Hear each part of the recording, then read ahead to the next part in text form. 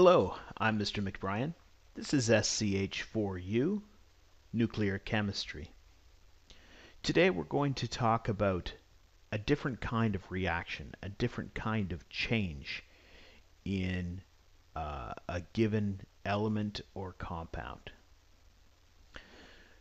We've discussed over the last couple of weeks or so two different kinds of change in a sample. We've discussed change in molecular association, phase changes.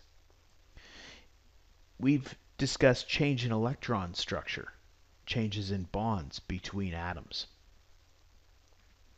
Now, the energy associated with these changes is very, very small compared to the energy associated with changes in the nucleus of a given atom. And that's what we're going to talk about today. We're going to talk about nuclear reactions.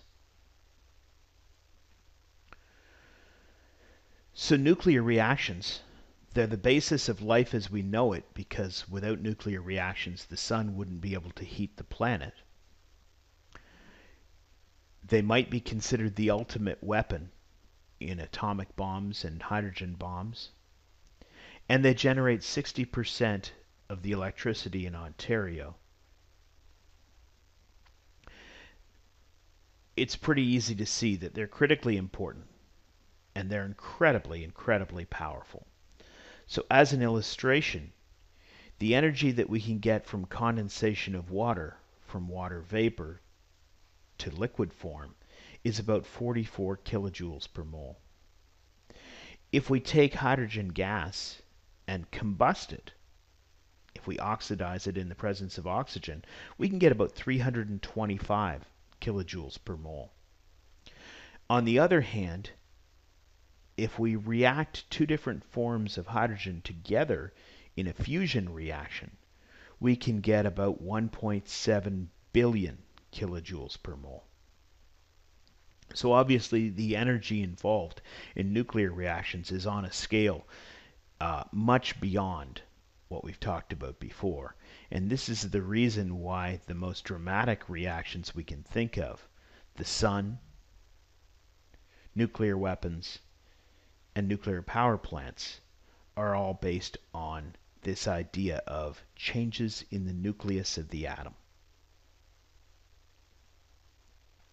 So here's a couple of nuclear reactions, perhaps the most important ones we need to consider. So fission is the breaking up of an atom into smaller pieces.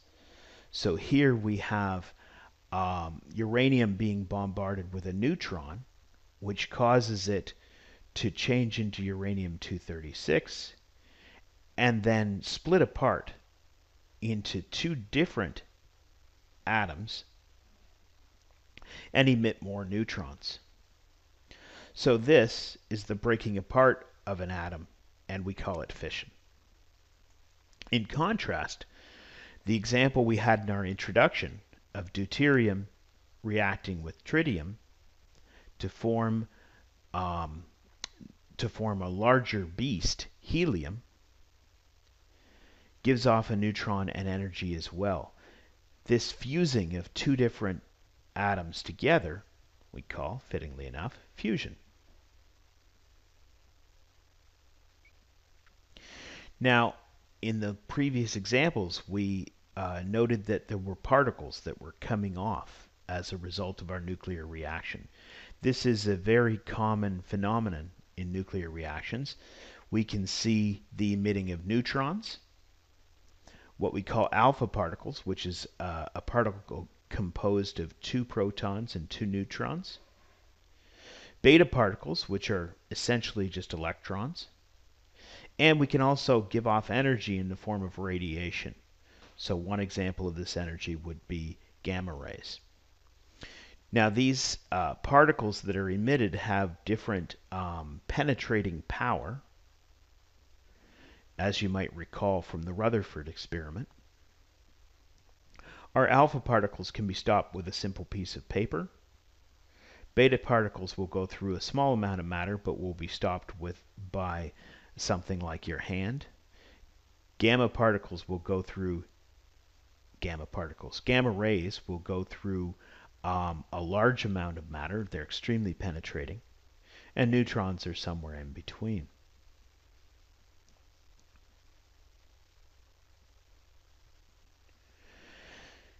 One of the challenges that you'll be asked to complete is the idea of balancing nuclear equations. Now, the good news is that A, this is pretty logical, and B, it's actually a little bit easier than balancing chemical equations. All we have to do is keep in mind that the total mass number and the total atomic number has to balance on each side of the equation. So as an example, we can see what we call alpha decay, where on the left-hand side, our atomic number is 88, our mass is 226. The alpha decay, the alpha particle that comes off, well, that mass and those protons have to come from somewhere. And in fact, they come from the original nucleus. But if we total these together, there's still the same number of protons and the same number of same amount of mass. Now, that alpha particle could also be shown as a helium nucleus, particularly if we showed a 2+ on it. Now, beta decay is a little bit different. We're emitting an electron. So the electron, of course, has a charge of -1. Notice that we still, if we total these up, 6 plus -1 is 5. 12 plus 0 is 12. And so our equation still balances. And sometimes you will see that electron described with a beta instead of an E. Either one is equivalent. So let's try an example that should illustrate a good process for getting the correct answer with any given nuclear equation question. So a question might say, determine the element that is produced when we have alpha decay of americium 241. Shouldn't have tried to pronounce that. So our solution, of course, as usual, we want to first describe our givens. Well, our givens are kind of cryptic in this case, but we can translate those pretty quickly. So initially, we know that our mass is 241. And a quick consult on our periodic table, or if you've done a good job of memorizing, you'll know that the symbol is Am. So we know that this is reacting because it's undergoing alpha decay. Now, we can also add in, we know what alpha decay is now, so we can add in on the right-hand side, one of the products of alpha decay is an alpha particle. So we can put this in place.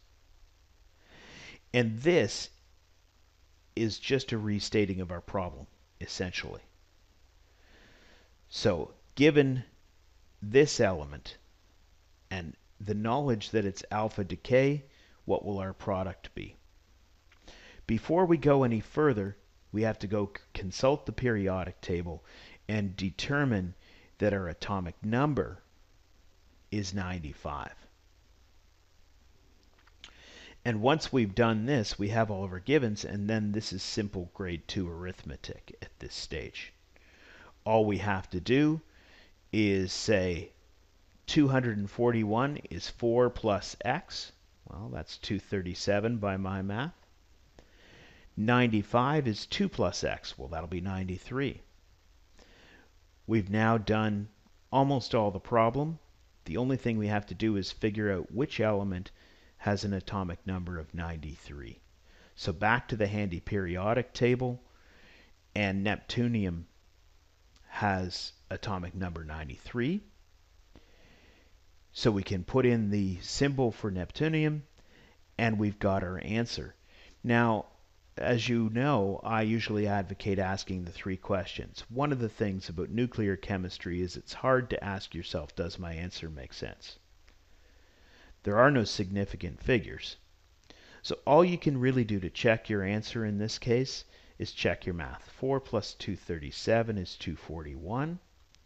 2 plus 93 is 95. Okay, it looks pretty good.